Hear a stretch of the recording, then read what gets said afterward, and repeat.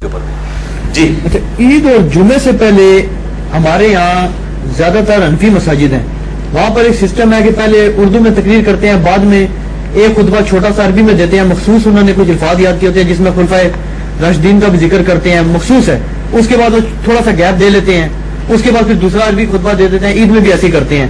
اہل حدیث کی جو مساجد ہے وہاں پر نہ سنتوں کا ٹائم دیتے ہیں اور نہ یعنی کہ وہ اس میں کوئی ایسا باقاعدہ کوئی سیگریگیشن کرتے ہیں، تو اس میں درست موقف کیا ہے؟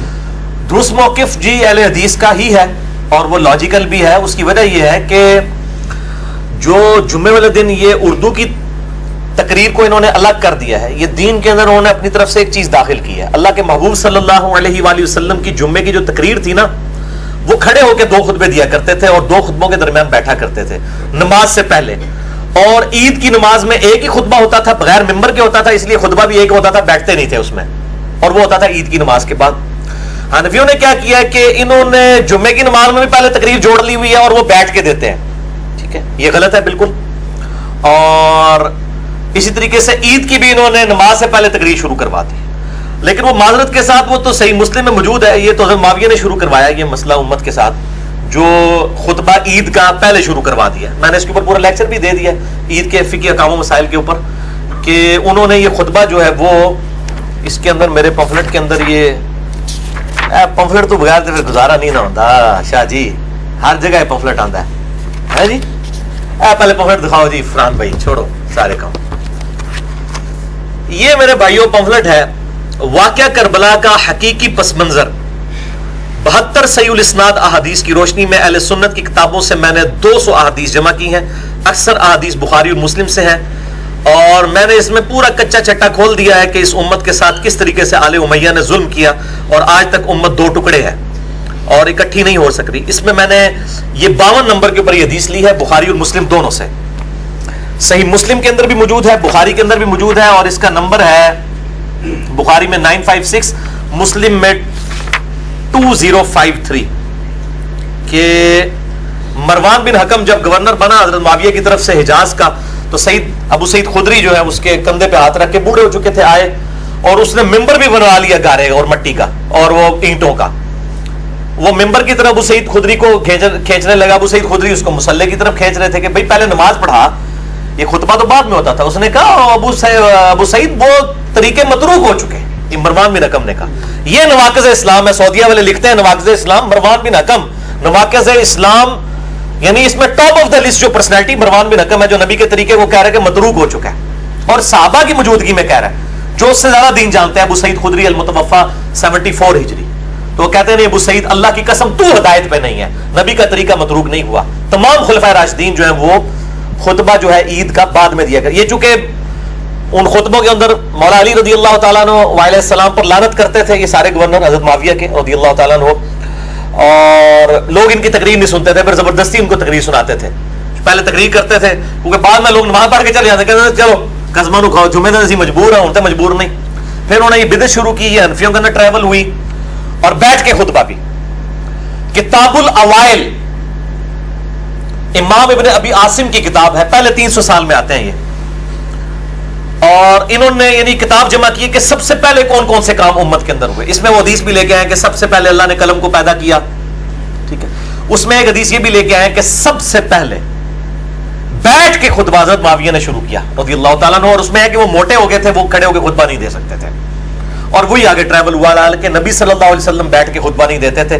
اہل حدیث بالکل سنت کے اوپر ہے کہ کھڑے ہو کے خطبہ دیتے ہیں، دونوں خطبے کھڑے ہو کے دیتے ہیں، اور وہی خطبہ تقریر بھی ہوتی تھی۔ یہ نہیں تھا کہ لادہ سے تقریر، اس وقت چونکہ عربی ہوتے تھے، سننے والے بھی عربی تھے، ظاہر عربی میں ہونا تھا، تو اب عربی اور اردو مکس ہونا چاہیے، یعنی جو درود شریف ہے، اللہ کی حمد ہے، وہ عربی میں کریں، باقی تقریر اردو میں کریں، اور یہ طریقہ ہی صحیح ہے۔ اس طریقے سے انگلش والے جو انگلش میں کریں، لادہ سے تقریر کر کے انہوں نے خطبے 3 کر دیے پریکٹیکلی، ایک پہلے کر دیے، 2 بعد میں، خطبے تو 2 ہی ہیں، تو بل ایک فائدہ ہوتا ہے اس کا کہ وہ اب وہ چونکہ وہ خطبے وہ والے مانے جا رہے ہیں، لہٰذا حنفی جو ہے نا وہ اینڈ پہ ہی پہنچتے ہیں، ان کی تقریر بھی کوئی نہیں سنتے، وہ کہتے ہیں خطبہ تو اصل اب ہے۔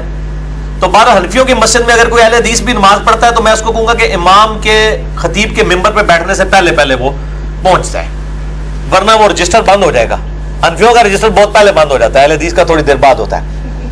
تو बुखारी मुस्लिम में जो हदीस है कि वो रजिस्टर बंद हो जाता है, उसके बाद बस आम जुम्मे का सवाब मिलता है, एक्स्ट्रा ऑर्डिनरी सवाब कोई नहीं मिलता। तो ये चीज़ बिल्कुल गलत है। खुतबा जो है वो अहले हदीस का ही मौक़िफ़ ठीक है।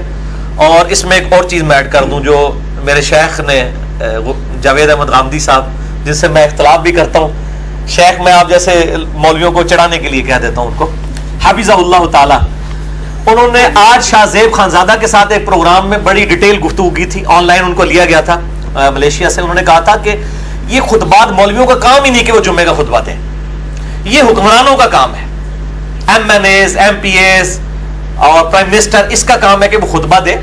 नमाजें वगैरह बेशक उलमा पढ़ाएं, नमाज वैसे हुक्मरान को पढ़ानी चाहिए, क्योंकि ये वुजू, गुस्ल और इस्तिंजे का तरीका बताने के लिए नहीं है। ये जो जुम्मे के और ईद के खुतबे हैं, ये तो पॉलिटिकल गैदरिंग है मुसलमानों की। हाज भी पॉलिटिकल इंटरनेशनल गैदरिंग है, मुसलमानों ने अपना लाएअमल क्या तैयार करना है। और इस हवाले से एक शहर में एक ही जुम्मा होना चाहिए, और सिर्फ ईरान इसको फॉलो कर रहा है कि वो एक शहर में एक जुम्मा होता है। तेहरान के अंदर 15 से 20 लाख लोग एक जगह जुम्मा पढ़ते हैं, और प्रेसिडेंट ऑफ ईरान वहां पे खुतबा देते हैं। पाकिस्तान में भी होना चाहिए कि शाह फैसल मस्जिद में पिंडी इस्लामाबाद के जितने लोग हैं जमा हो, और प्राइम मिनिस्टर ऑफ पाकिस्तान वहां पे खुतबा दे, उनका काम है वो दे। तो ये उलमा का काम नहीं है खुतबा दे। लिहाजा सऊदीया वालों ने जो ये लिखी लिखाई तकरीर वाला काम शुरू किया ना, किसी हद तक दुरुस्त है। ये कम से कम उनकी वो जो पॉलिटिकल इन्फ्लुएंस है वो बरकरार रहे। सही है गलत वो एक अलग चीज है। बहरहाल ये तरीका यही होना चाहिए कि उलमा के पास भी गवर्नमेंट की तरफ से तकारीर आए। और गामदी साहब ने एक बड़ी प्यारी बात की थी, उनसे पूछा कि फिरका वारियत का हाल क्या है। उन्होंने कहा हाल ये है कि मौलवी जो टीवी में आके बातें करते हैं ना बड़ी हारमनी की, नहीं हम तो सुन्नी शिया भाई भाई हैं, जुम्मे के खुतबों में भी यही बातें करें। जुम्मे के खुतबों में एक दूसरे के ऊपर काफिर के नारे लगाते हैं, और अफ्तारियां जो है आजकल सारे बैठ के बॉल टीवी के ऊपर इकट्ठे होकर कर रहे हैं। खान पीन की बारी आएगी, मुत्तहिदा मजलिस अमल भी बन जाएगी। यानी जब अवाम को लूटने की बारी आएगी ना, ये सब इकट्ठे हैं। ये फिर इसका मतलब नूरा कुश्ती है। हाँ, अपनी अपनी पब्लिक में जाएंगे तो अलग आइडेंटिटी कायम रखनी है इन्होंने कि हमारी मस्जिद का चंदा वहां ना चला जाए, इसलिए वो कहेंगे नहीं वो तो गुमराह है जी, वो तो बित्ती ने जी, वो गुस्ताख रसूल ने जी, ये मुशरिक ने जी, ये गुस्ताख साहबा ने, ये औलिया अल्लाह के गुस्ताख ने। ये इन्होंने चीजें बनाई हुई हैं। ये मस्जिदों से नाम क्यों नहीं हटाते अपने, अगर ये इस्लाम के साथ मुखलिस है? ये आइडेंटिटी कायम रखी है, क्योंकि KFC कभी नहीं कहेगी कि चिप्स मैकडोनल्ड के अच्छे होते हैं, इसलिए बरेलवी कभी नहीं कहेंगे कि हाँ जो बंदी भी हमारे हनफी भाई हैं, कुछ चीजों में वो ज्यादा बेहतर है, कुछ में हम ज्यादा बेहतर है। नया ही नहीं, वो कहेंगे हनफी है ही नहीं, वो कहेंगे वो हनफी नहीं है। ठीक हो गया।